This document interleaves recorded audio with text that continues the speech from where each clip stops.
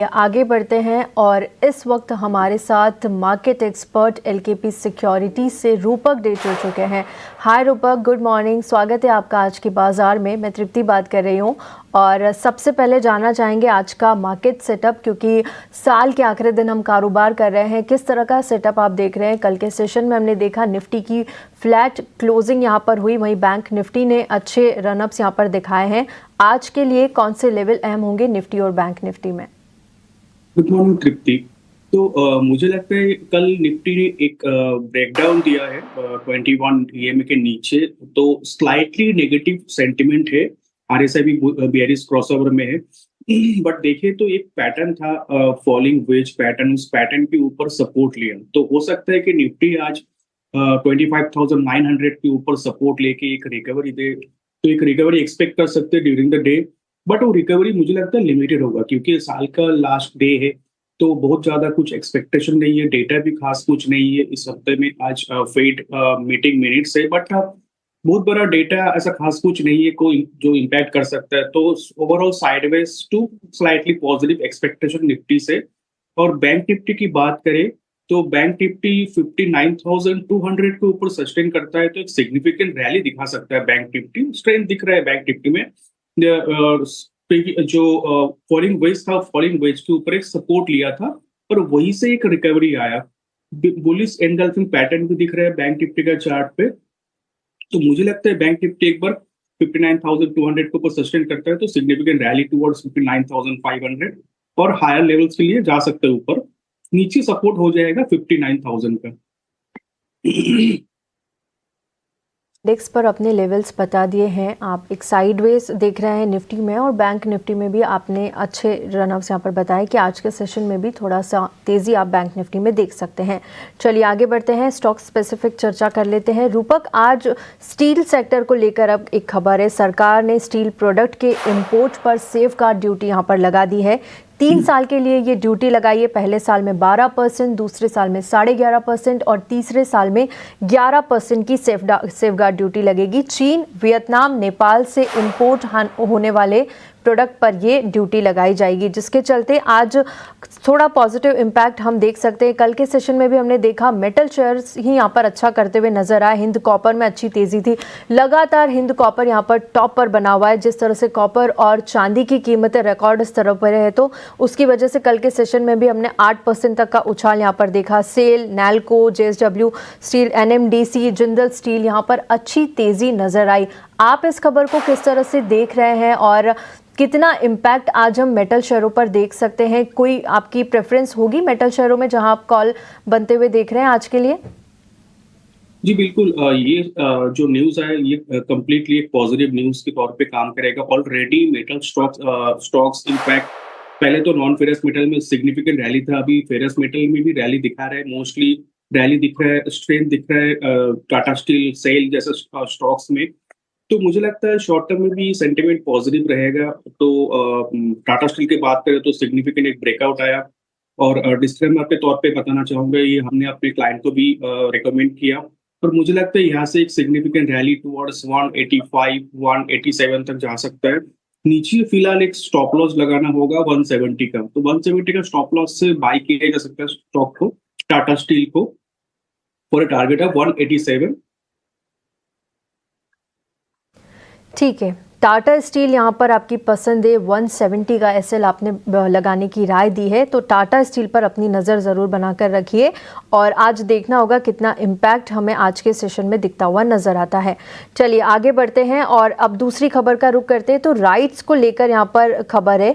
Zimbabwe की company बेरहाट development से इन्हें ऑर्डर मिला है, करीब 32 करोड़ से ज़्यादा का ये ऑर्डर है। डीजल इलेक्ट्रिक लोकोमोटिव सप्लाई के लिए कंपनी को बड़ा ऑर्डर मिला है।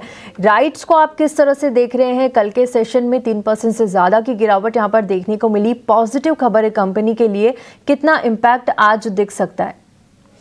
जी राइट, रिसेंट लास्ट 2 दिन में करेक्शन दिखाया और प्रीवियस जो रैली किया था उस रैली का 50% रिट्रेसमेंट तक नीचे आ गया।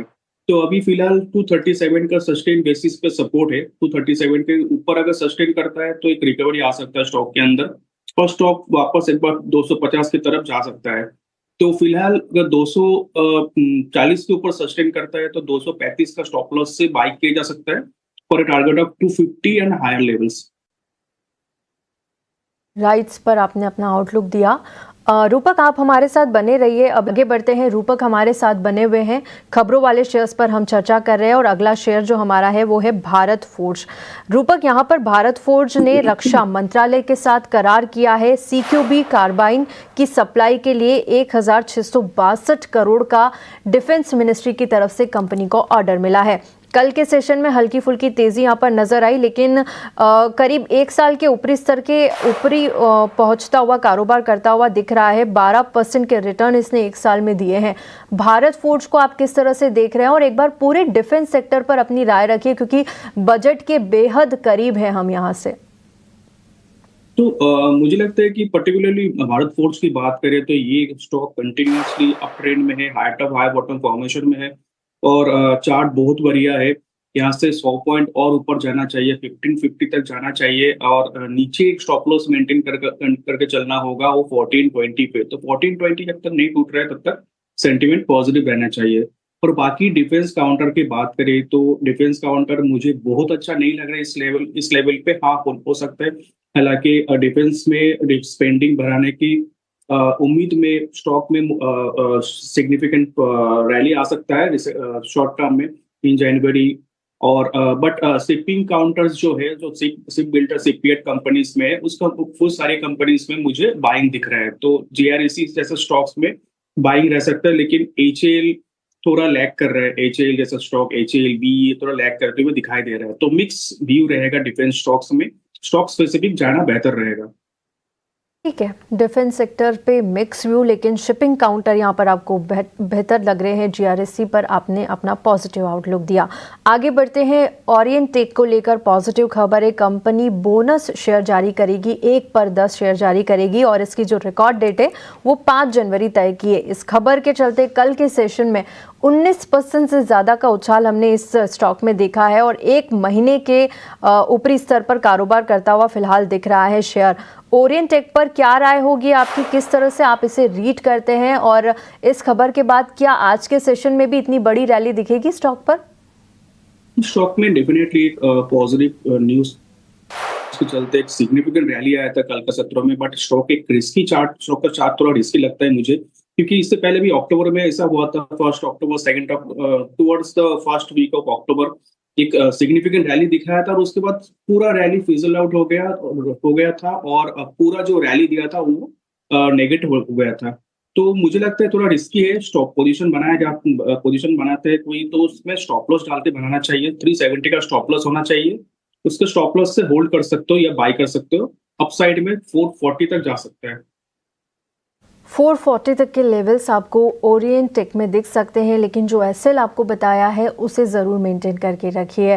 रूपक, आप हमारे साथ बने रहिए। हम एक बार देख लेते हैं कि आज के लिए कौन से इवेंट्स अहम होने वाले हैं। तो चलिए आगे बढ़ते हैं। और रूपक हमारे साथ बने हुए हैं इटर्नल स्विगी के। जिस तरह से हमने बात की, डिलीवरी पार्टनर्स आज से ऑल इंडिया स्ट्राइक का ऐलान इन्होंने किया है।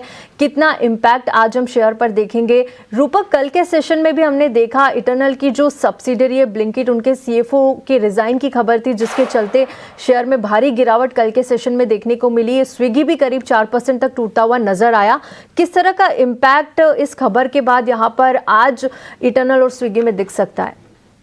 Definitely negative news for eternal and Swiggy. तो चार्ट पे भी ये दिखा रहा है, रिसेंटली कंसोलिडेशन दिखाया था। इटर्नल की बात कर रहे हैं तो कंसोलिडेशन के बाद एक ब्रेकडाउन आया स्टॉक के अंदर। तो स्टॉक का सेंटीमेंट मुझे नेगेटिव लग रहा है। नीचे 262 तक आ सकता है और हायर एंड पे 282 का एक रेजिस्टेंस आएगा। जब तक 282 के नीचे रहेगा तब तक सेलिंग प्रेशर बने हुए रहेंगे इटर्नल पे। तो अभी भी नेगेटिव खबर है, जिसके चलते थोड़ा सा सेलिंग प्रेशर आज के सेशन में भी आपको देखने को मिलेगा। आगे बढ़ते हैं और देखिए आज F&O सेगमेंट में 4 नई कंपनीज की एंट्री होने वाली है। स्विगी, बजाज होल्डिंग्स, वारी एनर्जीज एंड प्रीमियर एनर्जीज आज से F&O सेगमेंट का हिस्सा होगी। क्या लगता है आपको, कितना इम्पैक्ट आज देखने को मिलेगा? आप इस खबर को किस तरह से देख रहे हैं? वारी एनर्जी की बात करें तो इसका चार्ट थोड़ा मुझे नेगेटिव स्टॉक में सपोर्ट रहेगा 2964 का। 2964 के नीचे फर्दर सेलिंग प्रेशर आ सकता है, तो नीचे सिग्निफिकेंट करेक्शन आ सकता है स्टॉक के अंदर। इस पर थोड़ा सा इम्पैक्ट यहाँ पर दिख सकता है। रूपक, आज के ट्रेडिंग सेशन के लिए आपकी कोई कॉल्स? जो मुझे एनएमडीसी बहुत ही अच्छा लग रहा है। ये स्टॉक मंथली चार्ट में एक सिग्निफिकेंट ब्रेकआउट दिया, तो एक पोजिशनल कॉल रहेगा एनएमडीसी पे। स्टॉक को बाय करके चलना होगा 8340 के आसपास फॉर अ टारगेट ऑफ 100, और स्टॉप लॉस डाल के चलना होगा 73 पे। दूसरा कॉल रहेगा कैन बैंक में। कैनरा बैंक ने ना एक डेली चार्ट पे एक सिग्निफिकेंट ब्रेकआउट दिया, तो मुझे सिग्निफिकेंट अपसाइड लग रहा है, बट मैं छोटा कॉल देना चाहूंगा। स्टॉक में बाय की सलाह रहेगी around 154 for a target of 160, और नीचे एक स्टॉप लॉस मेंटेन करना होगा 150 पे। तीसरा कॉल रहेगा चंबल फर्टिलाइजर। ये स्टॉक एक स्ट्रॉन्ग रिकवरी का मोमेंटम दिखा रहा है। करेक्शन हुआ तो करेक्शन के बाद सिग्निफिकेंट अपसाइड के एक्सपेक्टेशन है। अभी फिलहाल कल कंसोलिडेशन जोन में था, मोड में था, तो स्टॉक पे बाय की सलाह रहेगी around 472 for a target of 500, और नीचे स्टॉप लॉस लगाना होगा 460 पे। 3 बाय कॉल यहाँ पर रूपक ने दी है। एनएमडीसी पर आप खरीद कर चलिए 83 के लेवल पर एक एसएल लगाइए। 73 का टारगेट्स आपको 100 तक के यहाँ पर मिलेंगे।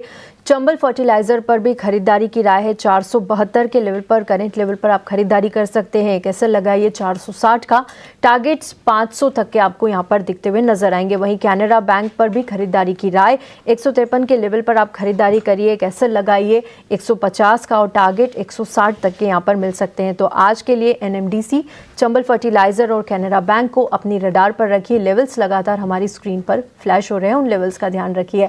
रूपक, बहुत बहुत शुक्रिया आपका हमारे साथ जुड़ने के लिए, मार्केट सेटअप बताने के लिए और आज की ट्रेडिंग कॉल्स देने के लिए। साथ ही नए साल की आपको ढेरों शुभकामनाएं। आपकी और आपकी पूरी टीम को ईटी नाउ स्वदेश की ओर से नए साल की बहुत बहुत शुभकामनाएं। इसी के साथ आज के बाजार में इतना ही। मुझे दीजिए इजाजत, लेकिन कहीं मत जाइए। आपकी कमाई की पहली स्ट्रेटेजी के लिए हम अगला शो लेकर आएंगे, पावर ट्रेड।